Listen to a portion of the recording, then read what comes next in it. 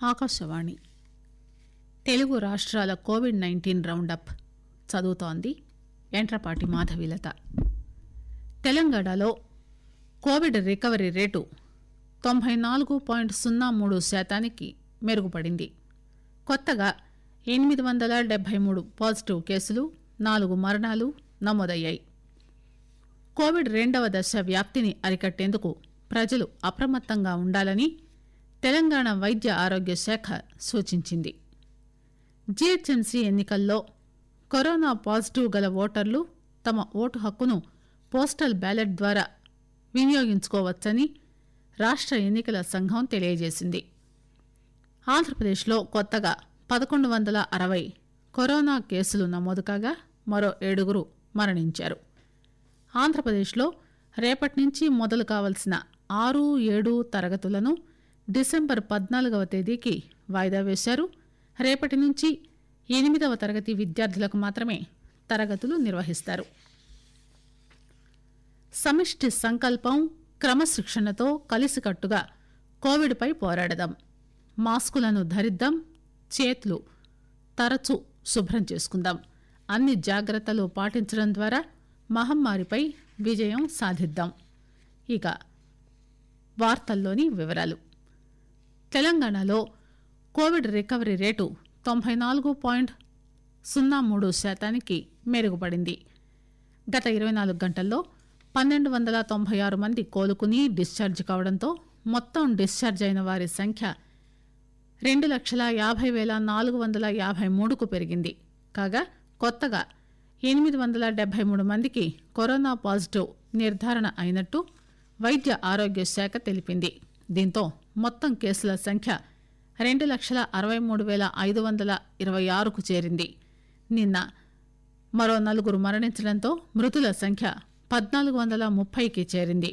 ప్రస్తుతం 11,000కు పైగా యాక్టివ్ కేసులుంటే వారిలో 9,000 మందికి పైగా హోమ్ ఐసోలేషన్లో ఉన్నారు. శీతాకాలంలో శ్వాసకోశ సంబంధమైన వ్యాధులు ఎక్కువయ్యే అవకాశం ఉన్నందున కోవిడ్ కేసులు పెరిగితే అవసరమైన ముందస్తు ఏర్పాట్ల గురించి వైద్య ఆరోగ్య శాఖ మంత్రి ఈటెల రాజేందర్ నిన్న సమీక్ష నిర్వహించారు. ప్రతిరోజు 64,000 పరీక్షలు చేసేలా ఏర్పాట్లు చేయాలని ప్రజారోగ్య శాఖను మంత్రి ఆదేశించారు. పెద్ద ఆసుపత్రుల నుంచి ప్రాథమిక ఆరోగ్య కేంద్రం స్థాయి వరకు అన్ని మందులు అందుబాటులో ఉండేలా చూడాలని స్పష్టం చేశారు. ప్రజలు మరో 2 నెలలు అప్రమత్తంగా ఉండాలని సూచించారు. కోవిడ్ ముప్పు ఇంకా తొలగిపోలేదని, అయితే తెలంగాణలో ప్రభుత్వం చెప్పిన సూచనలు ప్రజలు పాటించడం వల్ల కేసులు తగ్గాయని వైద్య విద్యా సంచాలకులు డాక్టర్ రమేష్ రెడ్డి, ప్రజా ఆరోగ్య సంచాలకులు డాక్టర్ శ్రీనివాసరావు అన్నారు. మంత్రి ఈటెలతో సమీక్ష అనంతరం విలేకరులతో మాట్లాడుతూ ప్రజల ఆరోగ్యం విషయంలో తెలంగాణ వైద్య ఆరోగ్య శాఖ ఎక్కడా కూడా రాజీ పడలేదన్నారు. ప్రస్తుతం జీహెచ్ఎంసీ పరిధిలో 150 నుంచి 160 కేసులు నమోదవుతున్నాయని, పాజిటివ్ రేటు 6% నుంచి 3.8% తగ్గిందని డాక్టర్ శ్రీనివాస్ చెప్పారు. ప్రస్తుత జీహెచ్ఎంసీ ఎన్నికల సమయంలో రాజకీయ పార్టీల నాయకులు, కార్యకర్తలు, ప్రజలు తప్పనిసరిగా మాస్క్ పెట్టుకోవాలని విజ్ఞప్తి చేశారు. టెస్టుల ధరలు తగ్గించామని తెలియజేశారు. కోవిడ్ చికిత్సకు ప్రభుత్వ ఆసుపత్రులు అన్ని విధంగా సంసిద్ధంగా ఉన్నాయని, ప్రైవేటు ఆసుపత్రులకు వెళ్లి డబ్బులు ఖర్చు చేసుకోవద్దని అన్నారు. 62 ప్రభుత్వ ఆసుపత్రుల్లో 1,600 వెంటిలేటర్స్ అందుబాటులో ఉన్నాయని, ఆక్సిజన్కు కొరత లేదని, సెకండ్ వేవ్ వచ్చినా కూడా ఎదుర్కోవడానికి సిద్ధంగా ఉన్నామని వైద్య విద్యా సంచాలకులు డాక్టర్ రమేష్ రెడ్డి తెలిపారు. జీహెచ్ఎంసీ ఎన్నికల్లో కరోనా పాజిటివ్ గల ఓటర్లు తమ ఓటు హక్కును పోస్టల్ బ్యాలెట్ ద్వారా వినియోగించుకోవచ్చని రాష్ట్ర ఎన్నికల సంఘం తెలిపింది. పాజిటివ్ గల ఓటర్లు నేరుగా పోలింగ్ కేంద్రానికి వచ్చి సాయంత్రం 5 గంటల నుంచి 6 గంటల మధ్య తమ ఓటు వెయ్యవచ్చని స్పష్టం చేసింది. కరోనా రోగులు మాస్క్, ఫేస్ షీల్డ్, గ్లౌస్ ధరించి కోవిడ్ ముందు జాగ్రత్త చర్యలు తీసుకుంటూ ఓటు హక్కును వినియోగించుకోవాలని సూచించింది.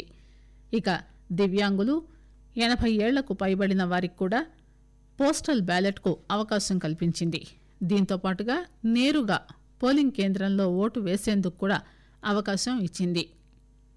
పోలింగ్ కేంద్రాల్లో దివ్యాంగులు, వృద్ధులకు ర్యాంపులు ఏర్పాటు చేసి వీల్ చైర్లు అందుబాటులో ఉంచాలని జీహెచ్ఎంసీ అధికారులను ఎన్నికల సంఘం ఆదేశించింది.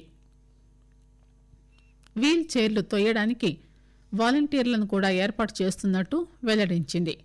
దివ్యాంగులు, వృద్ధులు, గర్భిణులు, పసిపిల్లల తల్లులు క్యూ లైన్తో సంబంధం లేకుండా నేరుగా ఓటు వేయవచ్చని ఉత్తర్వులు జారీ చేసింది.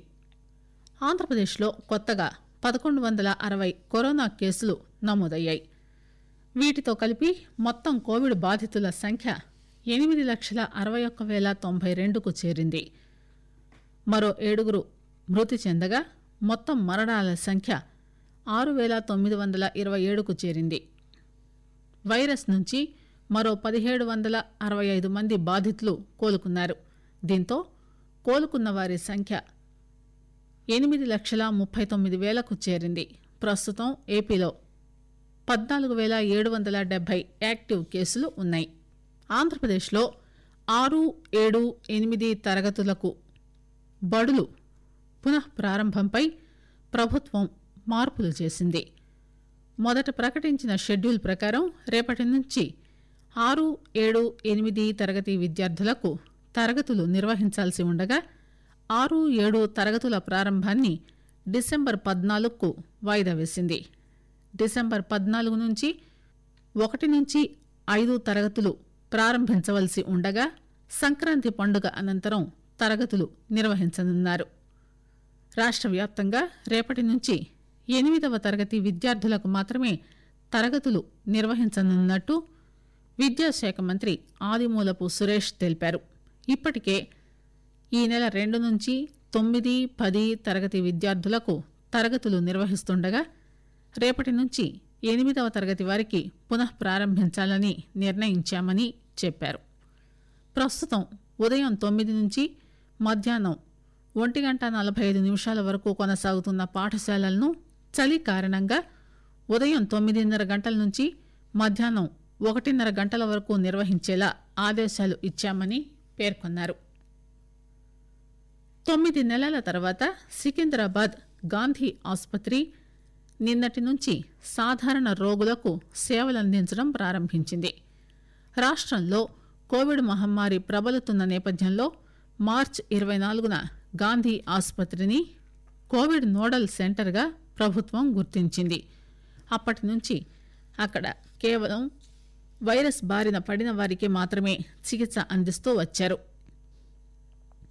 ఇప్పుడు కోవిడ్ కేసులు తగ్గుముఖం పట్టడంతో పాటు వైరస్ సోకిన వారిలో అత్యధిక శాతం మంది ఐసోలేషన్లోనే ఉంటూ కోలుకుంటున్న నేపథ్యంలో సాధారణ అవుట్ పేషెంట్ విభాగాన్ని నిన్న ప్రారంభించారు. కోవిడ్, నాన్ కోవిడ్ రోగుల కోసం ప్రత్యేక ప్రవేశ ద్వారాలను ఏర్పాటు చేశారు. దేశ రాజధాని ఢిల్లీలో కరోనా కేసుల తీవ్రత పెరుగుతున్న నేపథ్యంలో ఆ రాష్ట్ర ప్రభుత్వం మరింత కఠిన చర్యలు చేపట్టింది. మాస్క్ ధరించకుండా బయటకొచ్చిన వారికి 2,000 రూపాయల చొప్పున జరిమానా విధించాలని నిర్ణయించింది. బహిరంగ ప్రదేశాల్లో ఉమ్మినా, పొగాకు వాడినా, భౌతిక దూరం పాటించకపోయినా కూడా 2,000 రూపాయల చొప్పున జరిమానా విధించనున్నట్టు వెల్లడించింది. ఆయుష్ మంత్రిత్వ శాఖ, డిపార్ట్మెంట్ ఆఫ్ బయోటెక్నాలజీ సంయుక్తంగా కరోనాపై చేస్తున్న జంతు అధ్యయనం చివరి దశకు చేరుకుంది. ఆకాశవాణి తెలుగు రాష్ట్రాల కోవిడ్-19 రౌండప్ ఇంతటితో సమాప్తం.